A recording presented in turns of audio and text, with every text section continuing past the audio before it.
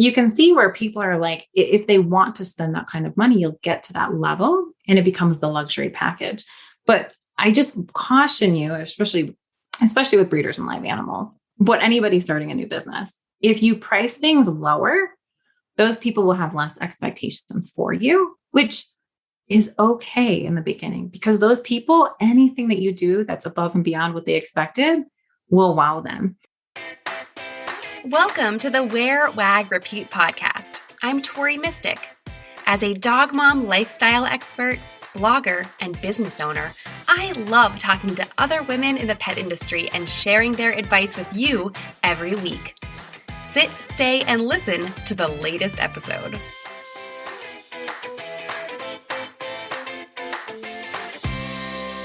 Last week, I shared that the Wear, Wag, Repeat podcast hit 100,000 downloads. Oh my gosh, this is so epic, and I really just can't thank you enough. Whether you've only listened to a handful of episodes, or this is your first day listening, or you maybe listened to all 214, which, go you, I'm not even sure that I've listened to all 214. But I really, really want to thank you for continuing to be a listener. To make sure you never miss an episode, make sure that whatever podcast player you are on, that you are subscribed to the show. So hit the little plus mark or hit the subscribe button, depending on what app you're on. Make sure that you're subscribed, and then that way you won't miss a single episode. So to celebrate this 100K milestone, I thought that this week I would share the most downloaded episode ever. This is an interview with Julie Swan, aka The Honest Breeder. It originally aired as episode 184. Julie and I had an interesting conversation about pricing, amongst other things. But pricing is really an important component of her business as a dog breeder. The right pricing structure can attract the kind of quality puppy parents that she wants for her dogs. You'll want to hear about the psychology behind this and see how you can maybe implement this mindset into your own pet business. A few other things to note is that Julie has really mastered monetizing her expertise. So not only does she run a whole business based around her German short-haired pointers and her terriers, but she also runs a membership for dog breeders. She also has a podcast, and she does one-on-one coaching. It's really inspiring for me to see what she has done with her business and how she's grown it. And I think there's a ton of inspiration here. I really hope that you enjoy re-listening to this conversation or maybe hearing it for the first time. And I want to know if you want to relive more great interviews from the podcast archives. Like I said, this is episode 214. So there are a lot of really wonderful interviews with women in the pet industry. To help you find the episodes that are most helpful to you, I created a quiz where you can discover your ideal petpreneur podcast playlist. From an underdog champion to a prosperous petpreneur, there are 5 playlists curated just for you. Take the quiz at wearwagrepeat.com/playlist quiz, and you can fetch your results. Okay, so here we are going to play this interview with Julie, and I hope you enjoy it.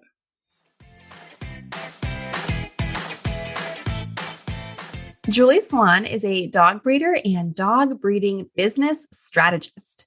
She is the founder and CEO of the Dog Breeder Society, a monthly membership and community for dog breeders looking to build an integrity-based, profitable dog breeding business that they love. She's the host of the Honest Dog Breeder podcast, a podcast dedicated to the honest truth about breeding dogs, as it is not all rolling around in the grass with puppies, even though we wish all of our jobs were. In her home life in southern Arizona, she breeds German short-haired pointers and rat terriers. She has a daughter and a son that she does homeschool with, and she is supported by an amazing and terribly patient man. On weekends, she's out with the dogs, cleaning kennels, hanging out with the kids on bike rides, or snuggling up for some homemade popcorn to watch a good Origins movie. Hey, Julie.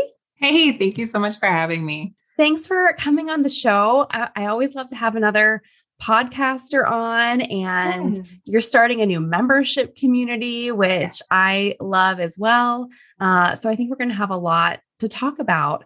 But what's kind of cool is I hardly ever have breeders on the show, even though this is a pet industry show. There's just so many things that people can do in the pet industry that I haven't had a lot of breeders on. So I'm really excited to have you here and share this, integrity-based, super honest, just wholesome approach that you have.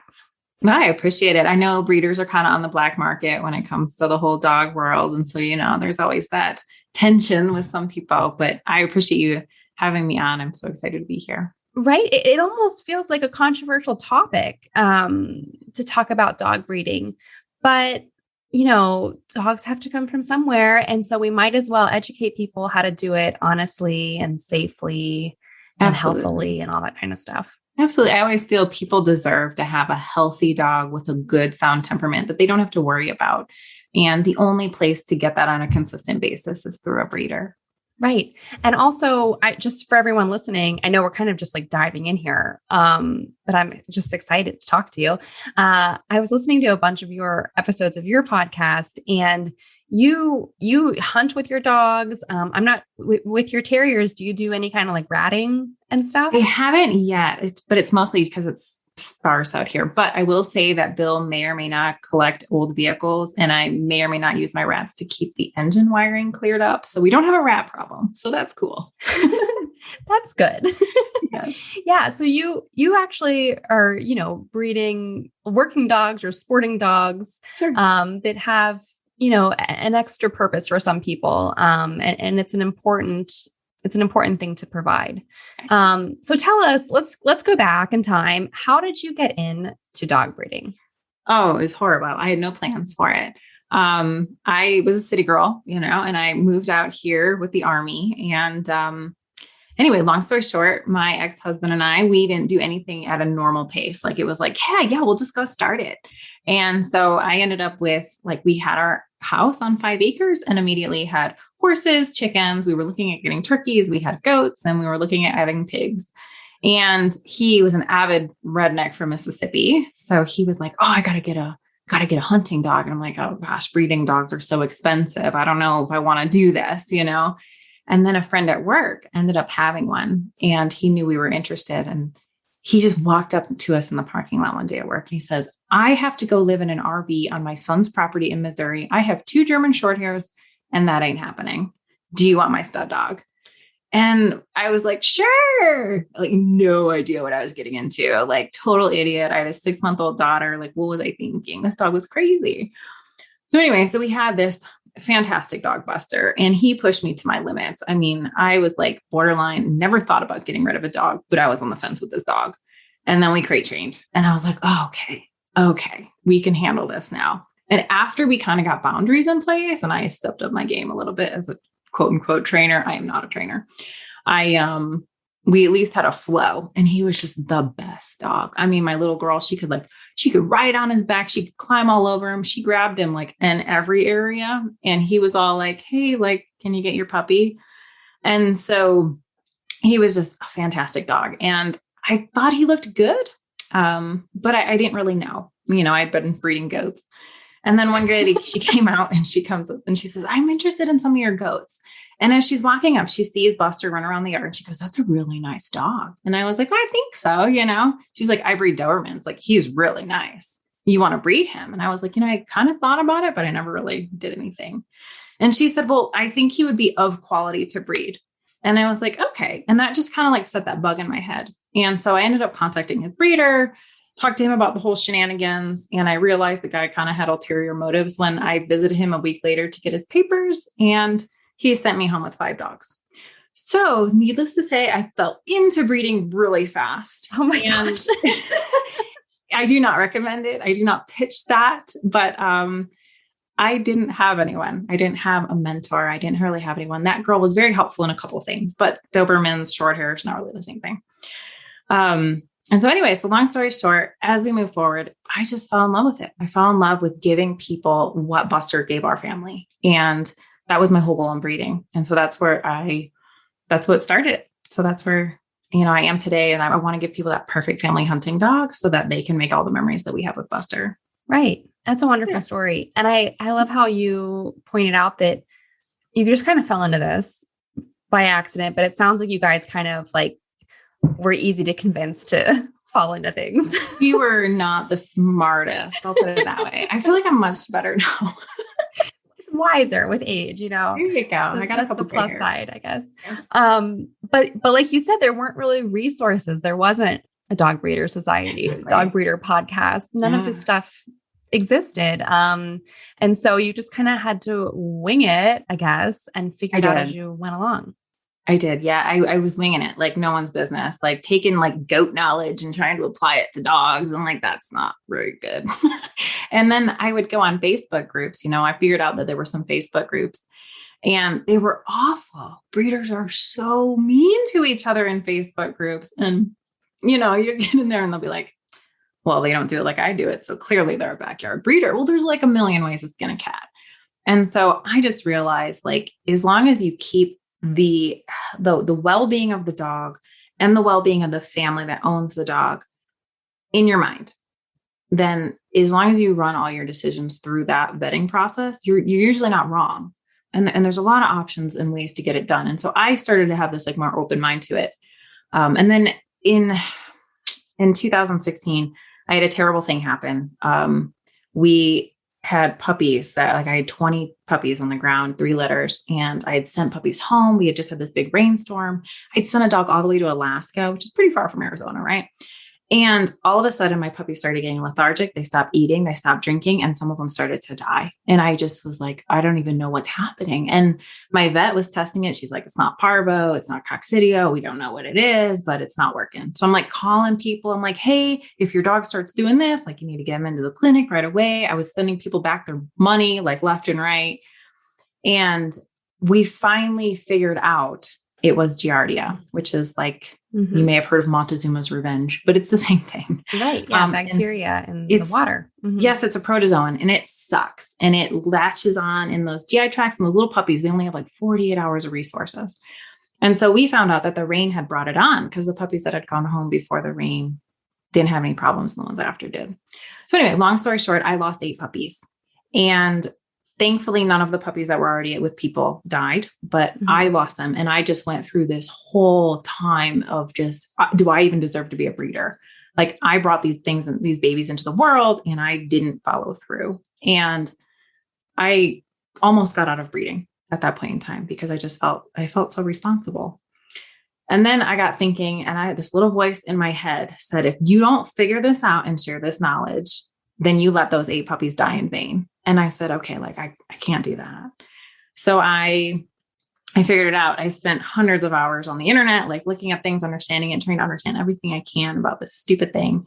And I finally came up with, go figure, oregano oil kills Giardia as long as you catch it relatively soon. And so I was able to create a mixture that you could dose orally in a syringe, no needle, of course.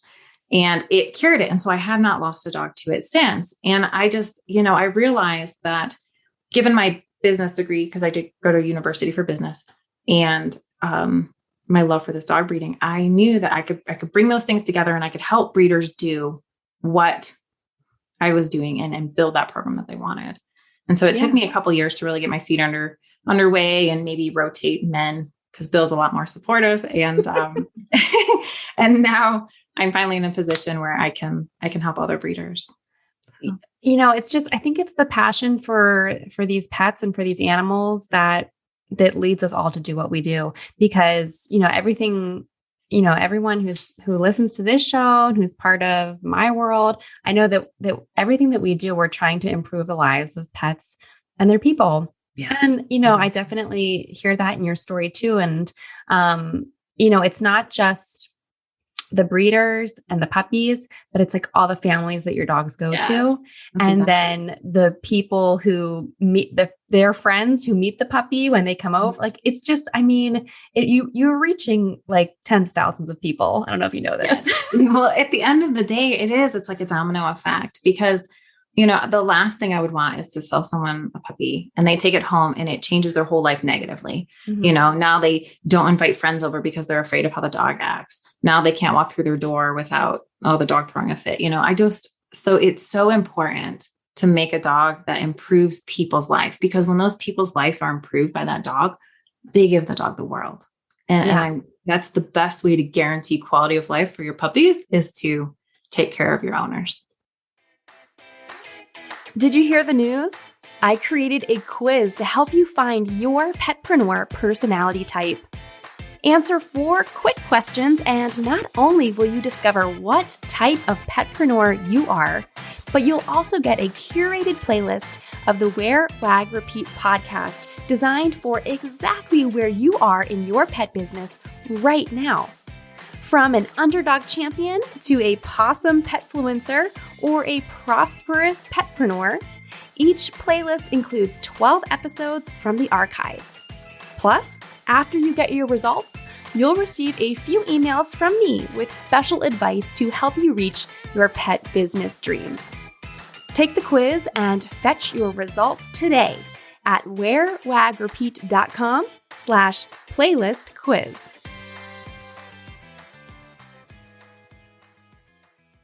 Well, and so I think this is maybe a good transition to a topic I wanted to ask you about, and we can talk more dog stuff, but sure. to talk the business stuff for a minute.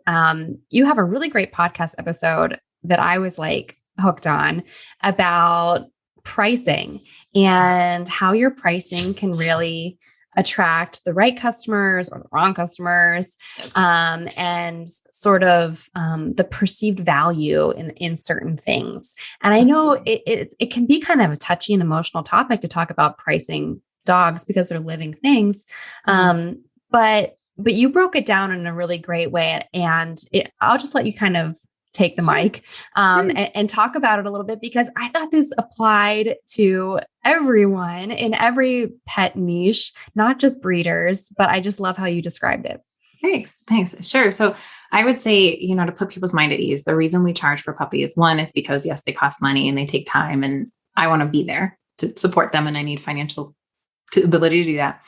But more importantly, if people don't pay for something, they don't value it. And at the very core, that is why you price puppies. Having that said, the price you put puppies at is going to attract wildly different customers. And again, this goes with any product. The pricing is going to be very, very influential on who you're attracting, because you have those people that, maybe they say they want a German short hair and they really just want to check the box. Like, they have the cool car, but it never gets mud on it. Like, or the truck, right? They say they go hunting, but really they go out and drink beer with their buddies. That might be the person you're attracting. And so they really just need a really sweet dog that's going to do well with their kids and look the part. And so, depending on what you're going for and who your ideal customer is, you're going to, the picture you put and the money that goes with it is part of that.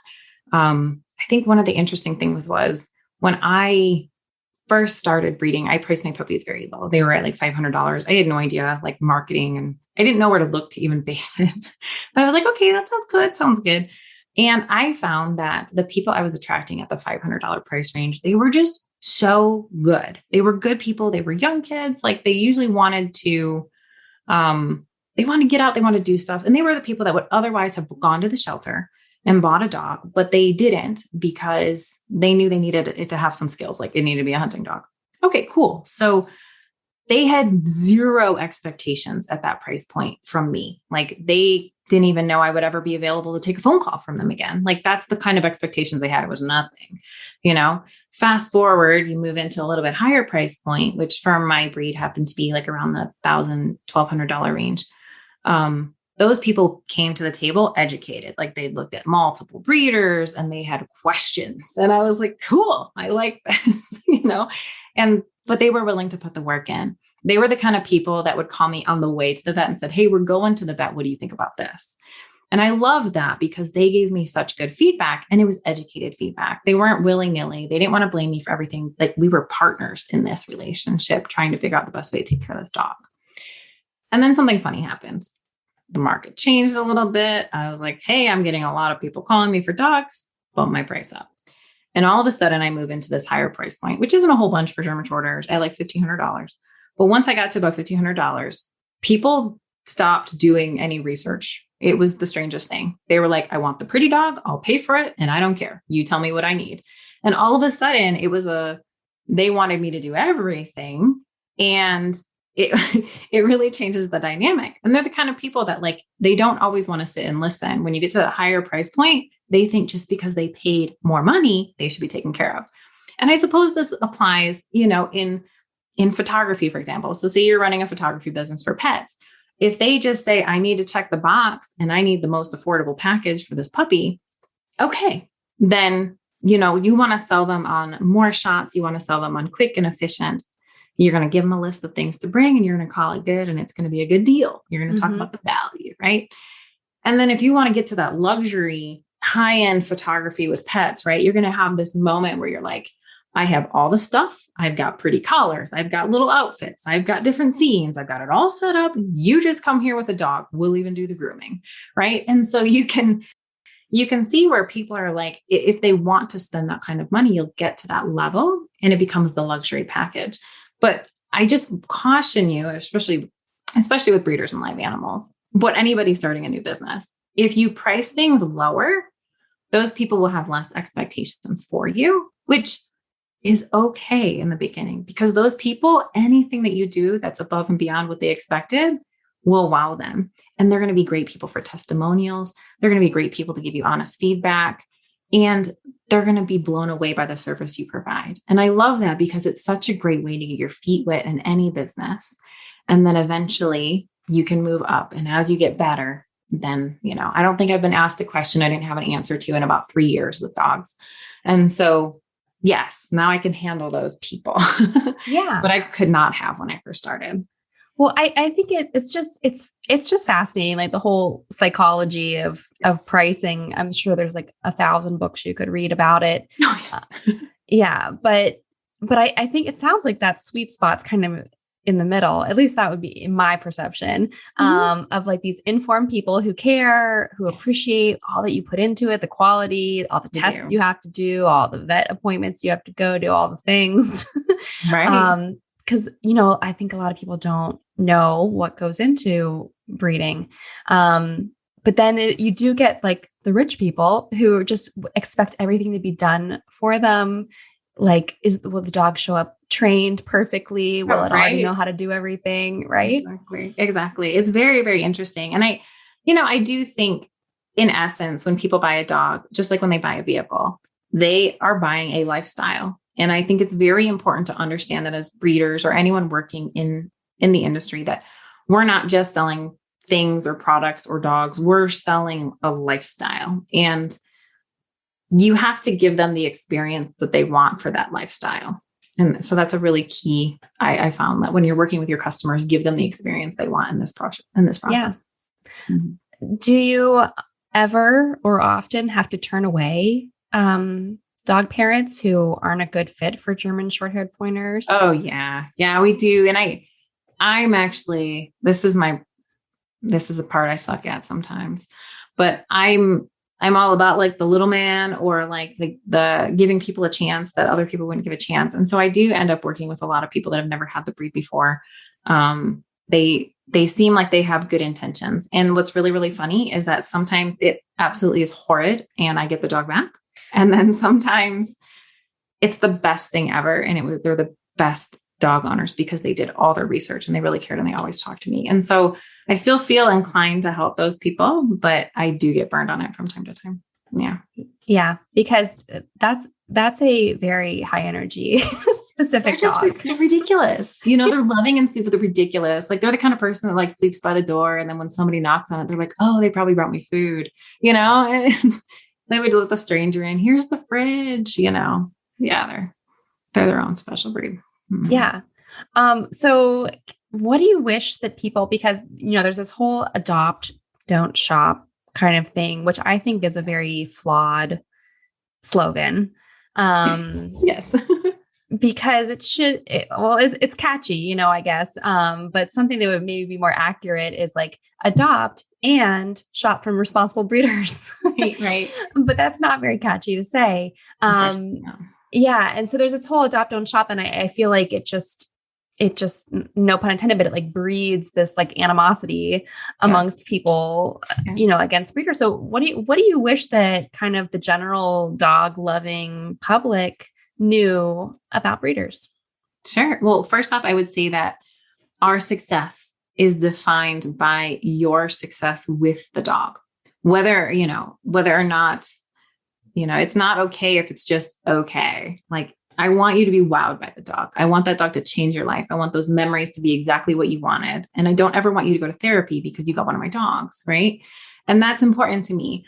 Whereas I feel like success for a shelter or rescue is low inventory. And so ultimately their whole goal is to keep you keeping your dog and to get rid of the dogs that are surrendered to them. And so if those people are struggling with the dog, but it's not returned, it's not really their problem yet. And so I feel like what we use as success is greatly different. And so from a cultural standpoint, just the world of dogs, I really wish people would instead of saying, I need to get a dog now, they would say, hey, I think I should start looking for a dog. And I should find out what kind of dog will do well with my lifestyle, the personality, the temperament, the drives, because it's in the trainers I've talked to, 70% they estimate of problems with dogs. And the reasons trainers are hired is because the lifestyle of the family does not align with the drives of the dog. And so if the dog has, like I have a cattle dog and he's a control freak. If I'm irregular in my schedule, he loses his mind. He can't handle it. My GSPs, they could care less. But you see, so if I have an erratic schedule, I would be much better aligned with a German short hair, and that cattle dog will lose his brain. And so I'm not a good fit for a cattle dog normally. Right. Yeah. And so once people understand that it's not about the look of the dog and it's not just about checking the box of having a dog, then they can find a dog that really aligns with their household. And when you do that, being with the dog and giving the dog the quality of life becomes easy because it's natural, right? That's why it's kind of easy when you get along like with your kids, right? Because they're a lot like you. So they have the same quirks and they have the same issues. And I can appreciate all my ridiculousness of my kids because it comes from me. So, right. Same thing. Yeah. I do wish that more people considered this. And I think here's another controversial topic, but like the whole doodle craze of everyone getting every conceivable kind of doodle. They're not all very conducive to those people's lifestyles. Like I thought of this the other day, is like hypoallergenic is not a personality trait. Correct. It's not a reason to get a breed, really, because that's just one very small aspect of who they are. So it's important. It is definitely an interesting dynamic because you want those kids that have an allergy, or say their mom has an allergy and the kid wants a dog, but mom's allergic. So if you could find a way for the kid to have a dog, like I'm all about it. And so I understand that does narrow you to some options. And I know that it's not a perfect hypoallergenic, but it is a little easier. I get it. Right. And so I can't be mad at it, right? There's a need, the people want it. And if you can breed as a breeder, a consistent temperament and drive in a doodle, have at it, I don't think there's anything wrong with that. But yes, the public should understand that just because it's a doodle doesn't mean it's going to be a great fit for them. And we should be looking at other characteristics because honestly, there's a ton of doodles out there. So if you're set on getting a doodle for the hair, go find, the cross that's going to be a dog that aligns with you. Exactly. I was joking with a doodle breeder the other day and I was like, why do you think it works? Because there's so many people that don't have issues when they cross with poodles. Like, how is this happening? And we decided that poodles are kind of vanilla. Like they can kind of go with anything. And so they end up taking on the traits, personality, temperament of the dog they're crossed with a lot of times. Mm-hmm. And so that ends up working out in doodle breeders' favors. But it doesn't necessarily mean that every cross out there is going to work that way. Right. Right. Yeah. And I think they're just so cute. They're all cute. I've never seen one that's not cute. They're all very cute. And so I could see, how people are sold on that aspect, but just because it's hypoallergenic doesn't mean that it's low maintenance by any means. No. And I've heard some groomers that are losing their brains over some of these doodles. Yeah, I'm sure. Well, I didn't mean to get off on this whole tangent. I love doodles, everyone, whoever's listening to this. No, they're so cute. I could look at doodle pictures on Instagram all day. I swear. They're so cute. Yeah. And I would pet every single one that I see. So in like the few minutes that we have left here, I want to ask you about your dogs because you told me how many dogs you have, and it is the most number of dogs that I think any of my guests have ever had themselves. Sure. So tell us about your own. They're your pets, right? But they're also kind of like your colleagues. Yes. Tell us about your pets. I think they're almost like employees in a weird way. Yeah. But yes, no, I have like around 20 now. Okay. Like Bill came to me and I inherited some dogs, and I have that rescue dog that I had when she was a year old, who's got terrible hip dysplasia, bad elbows. She can't see, she can't hear. She's 14 and going strong. So we have those, I don't get rid of them. And then I have a giant breeding program, right? So I've got 4 dogs right now in my rat terrier program because it's still growing. And then I have to count them. Is that bad? So I have 5 females and 3 studs right now in my short hair program. Yeah. And I'll be retiring some, and then I'll be bringing in some new ones and retaining some new ones. And it's a rotating thing all the time. Yeah. And do you ever take your dogs out to see stud dogs in like other states and stuff? Or do you keep it kind of within your own house? I'm kind of a control freak. So I like to have as much control as possible. I believe in natural breeding and natural whelping. I always feel like things got a little out of hand with turkeys when we started to have to do AI to make larger breasted turkeys for Thanksgiving. And so I don't know, for me personally, I think the margin of error is a lot less when I have my own dogs. I do natural whelping, natural breeding, all that stuff. And so that's what we do. So I do own all my own dogs. Now, occasionally, like right now, I'm in my 5th generation and I'm tying it back together, which is so exciting to bring my 2 maternal lines after generations of outcross back together and rehoning it. So I did place a couple studs that I bred in homes of buyers that I really trust. Like usually it's their second dog from me, and we've had a good relationship. And so we have a kind of like a co-owned contract where I just really want one puppy out of this dog. And so I'm just going to say, hey, we're just going to breed him until the dog I want comes out. Yeah. And so like, they're really, really cool with that. But for the most part, I'm not importing semen or anything crazy. Like I just kind of keep it simple. It's a crazy world that you're in. Yeah, it's a little nuts. I know. But some breeds have to be C-section. Some breeds have to be AI. And I just think that is so much, it's so much pressure on you. It's so much pressure on the dog. It's a lot. And so it's probably a lot of trauma for the dogs. I think it's when you get to a point in your breeding program where people are now expecting to get a puppy, right? And they're planning their life around it, then it's my due diligence to make that happen. And so the least amount of things that can have go wrong is better. Yeah. So, yeah. Yeah. Fascinating. Yeah. Well, Julie, I could talk to you all day. I have a million other questions. But luckily I can go listen to hours of you talking on your own podcast. Yeah. But tell everyone where can they learn more about you? You also, we didn't really get to talk about it much, but you have your new society that's launching soon, and there's a wait list for that. So tell everyone where they can get involved in all of this. Sure. The first thing, if you're interested in dog breeding, I do have a roadmap to dog breeding that you can download. It's at honestdogbreeder.com/roadmap. And it's basically the 12 steps to kind of get you started on how to, the process it is to get a successful breeding program off the ground.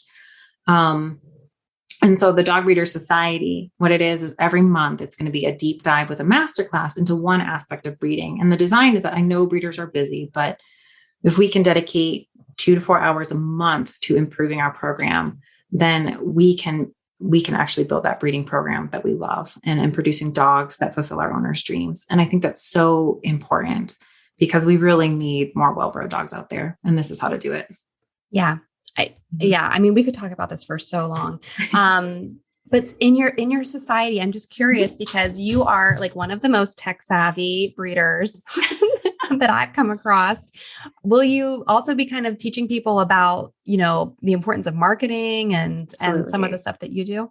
Absolutely. The unfortunate or bonus secret to dog breeding is that it's only half dogs. The rest of it is dealing with people and business stuff. And so given my background and the need for it out there, I will be focusing heavily on the dog business side of it. And so it's everything from marketing, finding the correct customers, building a quality website. I think one thing people don't understand is like, especially with COVID, right? People aren't visiting homes anymore. They're not going to your kennel to see your dogs. They're talking to you on FaceTime. They're doing things. FaceTiming puppies. Exactly. Yeah. Or you're shipping them across the country. Yeah. And so the odds of somebody actually coming up and showing up at my property becomes smaller and smaller the more my program grows. And so your website is your virtual kennel. And so if you don't have a good website, like people, they're not going to know, they're not going to get that feel from you. And so I love to build a website that attracts my ideal puppy buyer and also repels all the people that won't be good fits for my dogs. And so that's kind of the key. So we'll do all kinds of information on how to build your website and how to get your social media going and make all that work for you. I love it. I'm excited. I'm excited to follow you and see it launch and all this kind of stuff. Hey. So thank you so much for sharing your corner of the pet world with us today and for being such a great guest. Thank you so much for having me. It was a pleasure. What did you like most about this episode? Find me on Instagram @TMystic and let me know what intrigued you or what questions you have about starting or growing your own dog-inspired business. You can also screenshot this episode and tag me in your stories. I love to see who is listening out there. Some of the best conversations happen after the episode, right? So track me down over on Instagram or join the Wear, Wag, Repeat Labs Facebook group to connect with other dog-obsessed entrepreneurs. And as always, you can find all the links and resources discussed in this episode at wearwagrepeat.com/podcast. See you back here next week.